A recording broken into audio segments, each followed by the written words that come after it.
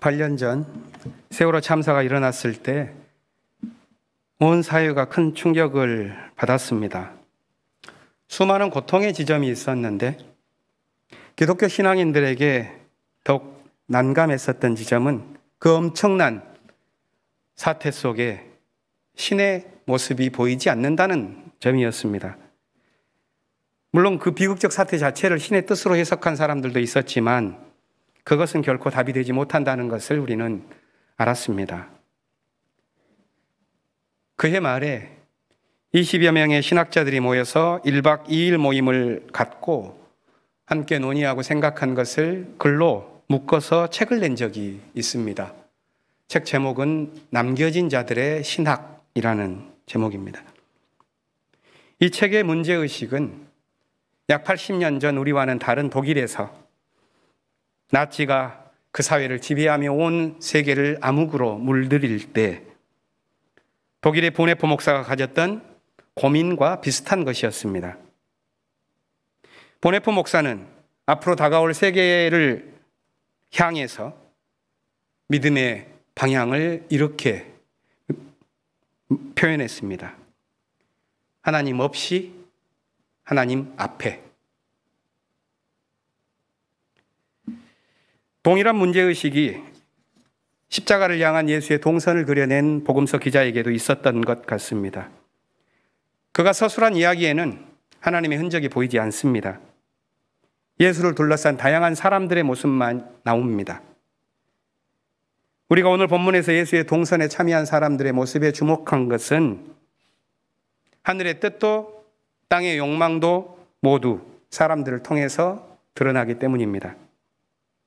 다시 말해서 우리가 이 땅을 살아가면서 보이지 않는 하나님을 만나기 위해서는 다양한 형상으로 존재하는 사람들의 모습을 훑어봐야 합니다. 본문에는 수많은 군상들이 나타나죠. 예루살렘의 지배자들, 열광하다가 변절하는 군중들, 타인을 조롱하고 모욕하며 자신을 드러내는 사람들, 배신하는 제자들, 갈등하는 무리들. 이들은 모두 십자가의 길을 걷는 예수에게 다양한 방식으로 반응합니다. 예수의 삶에 동조하거나 거부하는 것은 그들의 자유입니다. 우리는 그들의 모습을 통해서 인간의 양심에 깃든 자유의 본질을 보지요. 자유의 가장 커다란 적은 바로 자기 자신입니다.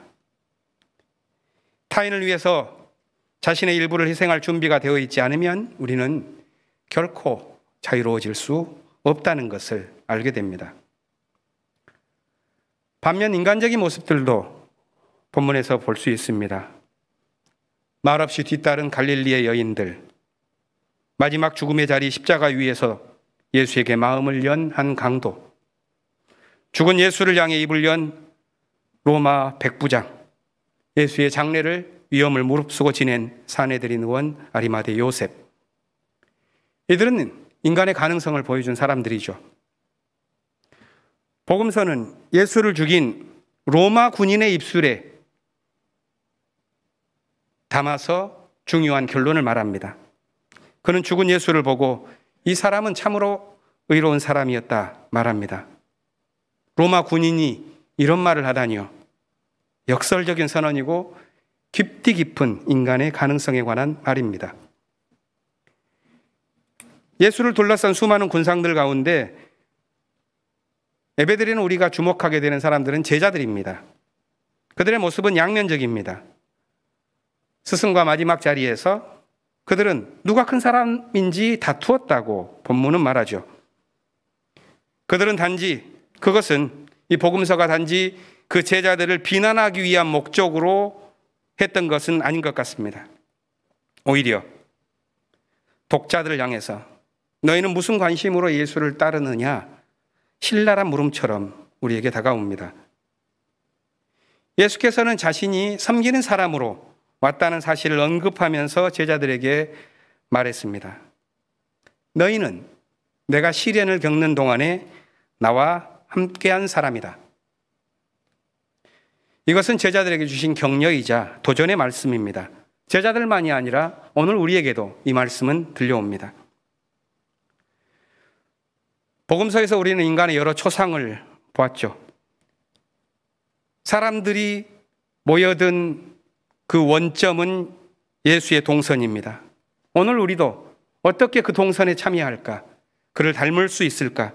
그것이 우리의 본질적인 화두입니다. 1950년대 미국 민권운동의 지도자이자 조직운동의 대표적인 기획자로 알려진 이가 사울 알린스키라고 하는 분입니다. 그가 자신의 책 급진주의자들을 위한 규칙이라는 책에서 일관되게 말하고 있는 것이 있는데, 그것은 명목상의 진보가 아니라 실질적으로 삶을 급진적으로 살아갈 수 있는 길에 관한 것입니다. 그는 사물의 양면성을 분리해서 좋은 것만 취하려고 하는 방식을 비판하면서 삶을 있는 그대로 볼 것을 권합니다. 우리가 살아가는 삶이란 선과 악, 빛과 어둠, 생과 사, 이렇게 이분법으로 구분되는 것이 아니라고 말합니다. 한 구절을 인용하면 이렇습니다. 이 세상은 평화와 아름다움, 공평한 이성의 세계가 아니다. 삶은 실제로 전쟁이다. 악은 오만하고 강하며 아름다움은 매혹적이지만 드물며 선은 약해지기 쉬울 뿐이며 광기는 너무나도 도전적이며 사악함이 승리하고 우둔한 자들이 위대한 자리에 오르며 통찰력 있는 사람들이 보잘것없는 자리에 머물며 인류는 전반적으로 불행해지기 쉽다. 하지만 존재하고 있는 이 세상은 궁색한 환상도 망령도 밤의 사악한 악몽도 아니다. 우리는 그 안에서 영원히 다시 깨어난다. 그리고 우리는 그 세상을 잊을 수도 부정할 수도 배제할 수도 없다. 진보적인 신앙 공동체를 구성하는 일, 그 공동체를 기반으로 변혁적인 일을 실행하는 데에는 가치와 이상을 뒷받침하는 삶의 무엇이 더 필요합니다. 알린스키는 이렇게 말합니다. 혁명은 진보의 전유물이 아니다.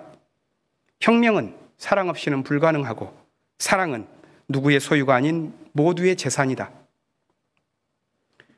수많은 예수에 대한 해석이 오고 갔지만 십자가를 향한 예수의 동선에 관한 마지막 해석은 사랑입니다. 어두운 세상을 보다 나은 세계로 밀고 가려는 사람들을 가리켜서 진정한 급진주의자로 부를 수 있다면 우리는 그들을 오늘 다룬 두 성서 본문에서 봅니다. 첫째는 이사야서 50장에 나오는 포로기의 사람입니다. 그는 위험하고 고독한 삶을 살아갑니다. 그의 고난은 본문에 이렇게 표현됩니다. 나는 나를 때리는 자들에게 등을 맡겼고 내 수염을 뽑는 자들에게 뺨을 맡겼다.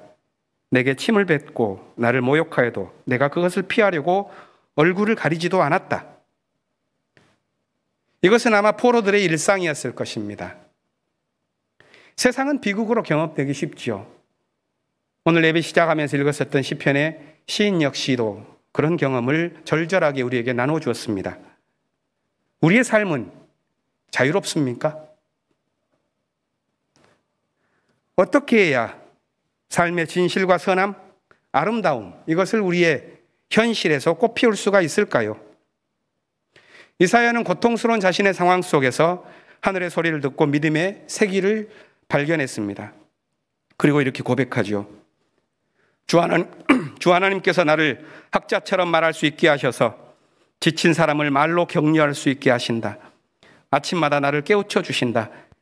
주 하나님께서 내 귀를 열어주셨으므로 나는 주님께 거역하지도 않았고 등을 돌리지도 않았다. 이것은 훗날 예수가 보여준 모습입니다. 고난 속에서도 이웃을 생각하고 하나님을 향한 믿음을 저버리지 않으면서 자신을 지켜낸 사람의 이야기입니다. 빌립보서에서 바울은 신앙인의 삶이란 그리스도의 마음을 품는 것이라고 우리에게 가르쳐 주죠. 그가 깨달은 그리스도의 마음은 자신을 비우고 자신을 낮추고 십자가에 이르기까지 순종하는 마음입니다. 그렇게 살아갈 때 하나님께서는 그리스도를 높이셨듯이 우리도 높여주실 것이라고 말합니다. 사순절 마지막 주일 고난주간을 앞둔 우리에게 믿음의 과제가 있습니다. 자신의 영혼을 오직 하나님께 맡기고 살아갔던 예수의 믿음이 우리의 삶에서도 흐르기를 기원합니다. 침묵으로 기도합시다.